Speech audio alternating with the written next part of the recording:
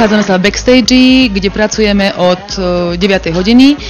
Mali sme k dispozícii perfektný tím ľudí, s ktorými sa pracovalo. Sú tu kaderníci, šikovné modelky a perfektný tím ľudí, ktorí spolupracujú s nami.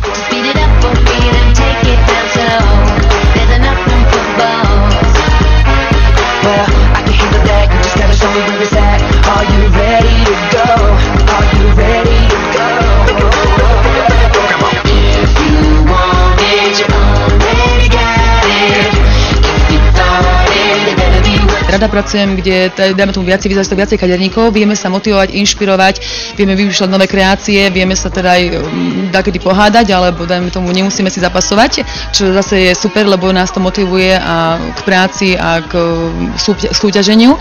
A dneska tu je s nami aj výherca súťaže Vizažista roka Tomáš Vida. Výhra v súťaži Vizažista roka znamenala pre mňa mnoho. Pre každého, kto sa prihlási, je to určite veľká výzva v tom, že môže získať nové kontakty, nové týmy ľudí, spoznávať ľudí, s ktorými môže spolupracovať a vytvárať nejaké zvláštne výtvory.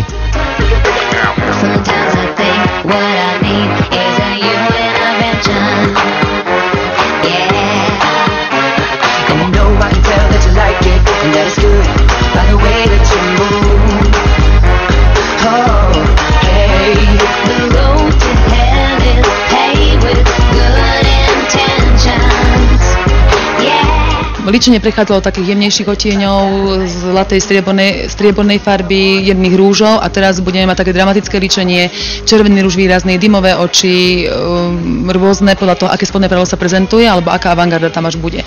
Takže malo by to byť nakoniec také korenisté, svižné, svieže, dramatické, všetko v jednom.